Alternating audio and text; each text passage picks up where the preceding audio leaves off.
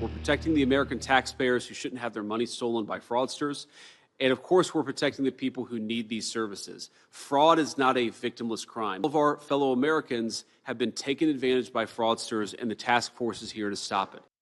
Tell him, JD. That was Vice President JD Vance doing exactly what a VP should be doing, protecting your hard-earned money from bandits and thieves. Yesterday, he gathered state attorneys general at the White House for the task force to eliminate fraud, and the political contrast could not be sharper. In just 2 short months, Vice President Vance has already uncovered billions of dollars in stolen taxpayer money, $22 billion in fraudulent small business loans, massive Medicaid scams in Minnesota, and absolute lawlessness in California's hospice industry. They were stealing from the children, and then they were stealing from the dying. They've literally been stealing from you from cradle to grave. This is rampant, it is organized, and it is bleeding our country dry. Here's Deputy Chief of Staff Stephen Miller on the success of the task force thus far. Within weeks of this task force being established, we've seen the largest ever slate of indictments, recovered funds, search warrants, raids, seizures, investigations, and new legal actions to stop, disrupt, and prevent fraud. In Minnesota's Feeding Our Future scandal, scammers pocketed $250 million meant for hungry kids using random name generators to invent thousands of fake children who supposedly ate 24/7. They splurged on luxury cars and lakefront property, and the Department of Justice struck back hard, charging over 70 fraudsters, securing very lengthy prison terms, and aggressively clawing back the millions of dollars that were improperly used. Justice served and plates cleared, but not before one family member of an accused scammer literally tried bribing a juror with the stolen money. The conversion of Minneapolis to Mogadishu is more real than you probably even think. And in Minnesota, the Republican state lawmakers who've been trying to get help are deeply thankful to the vice president. I'd say we're reacting with long anticipated glee. We've been waiting to find some accountability, and of course it comes from the federal government, which we're more than happy about. But I think Minnesotans are going to be spitting angry when they realize the state government was not part of these raids. Vice President Vance wants everyone to help get rid of this fraud. He rightfully invited Republican and Democrat attorneys general from all over the country. And how did the progressive attorneys general respond? Well, predictably, they threw a coordinated Gold Star temper tantrum. Letitia James of New York, Rob Bonta of California whipped up a ridiculous letter whining that they only received a few days' notice and no formal agenda. Let's be really clear. If you need a written agenda to know that fraud is bad, you probably shouldn't be the top cop in any state. They claim the meeting was a political stunt and they stayed home, proving they would rather protect partisan narratives than protect your cash. Why? Because in blue jurisdictions, this chaos is a feature, not a bug. They tolerate this economic bleeding because mass dependency and endless government handouts keep them entrenched in political power. That's what it's about.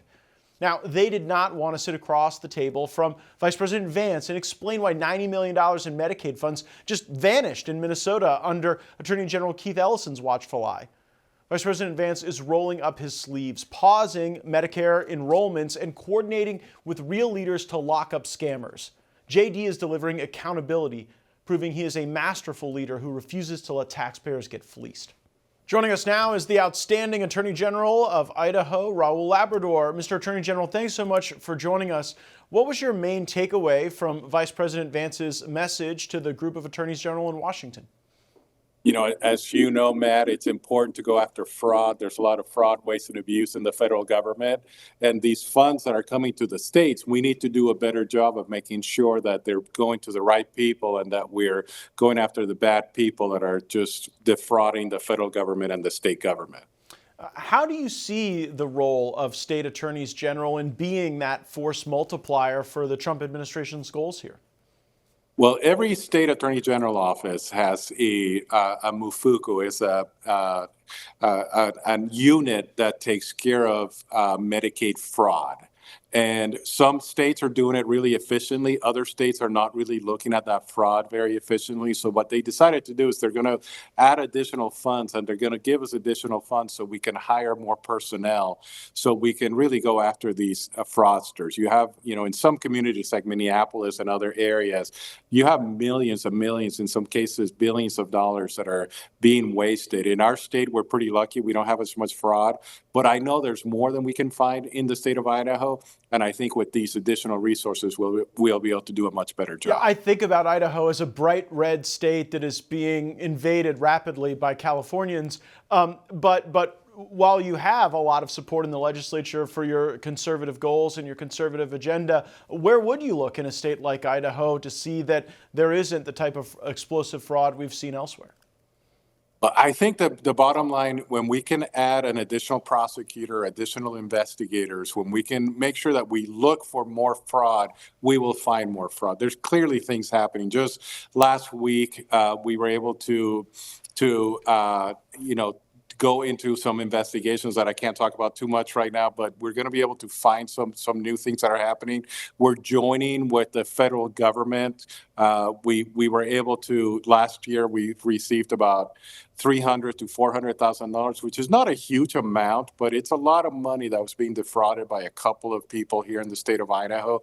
And if we have more investigators looking deeply at those issues, I think we're going to be able to find a lot more. What's the deterrence value of having an active state AG going after fraud so that maybe people who would want to initiate these schemes would go elsewhere or look elsewhere?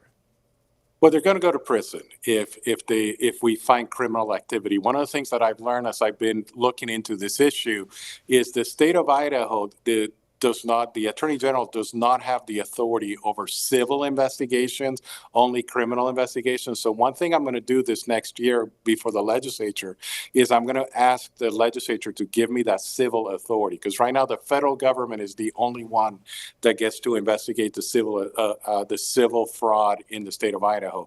We do joint operations with the AUSAs, with the U.S. attorneys here in the state of Idaho, but I think it would be great if we have our own unit looking into that civil fraud. And those are the cases where maybe it's not criminal intent that you can prove, but you can obviously prove that some wrongdoing was happening, and then we can go after them and receive that money back for the state. It was noteworthy to us that Tish James, Rob Bonta, these attorneys general of huge blue states, New York and California, they refused to attend. How was the absence of these folks received by the other attorneys general?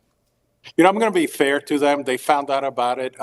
All of us found out about it just last week. It's not like we've known for weeks and weeks and weeks about it. But we found out with a little bit more notice than they did. I think it would be great for the vice president to invite them also to come with a little bit more notice. I don't think he did anything wrong. I think, so the media is trying to make a big deal about it. I don't think there was anything wrong there. But I understand when you find out on a Friday about a meeting that's happening the next week, that it would be a little bit difficult to make plans to go there. But I think they do need to take these issues seriously. It's in their communities where we're finding the largest amount of fraud that is happening. And I think some of them have been looking the other way. You saw what happened in Minnesota, where the governor and the attorney general are blaming all sorts of other things, except for the inherent fraud that is happening in their communities. And I think they need to take this seriously. I heard Stephen Miller say, and I don't know if this is an exactly accurate amount, but if we can just give the benefits to the people that are duly entitled to them and not give them to the illegal aliens that are receiving them or to the fraudsters that are receiving it, we can get pretty close to balancing the budget at the federal level. As you know, Matt, you and I, that was those were the big issues that we dealt with when we were in Congress. We wanted to make sure that we balanced the budget. And we can get close to balancing the budget if we stop wasting money on some of these issues. Well, and it does sound like the resources and enforcement will more than pay for themselves in the recurring value back to the taxpayers and the citizens of our states. Idaho Attorney General Raul Labrador, one of the very best in the country, thanks as always for joining us. Thank you. Always great to be with you.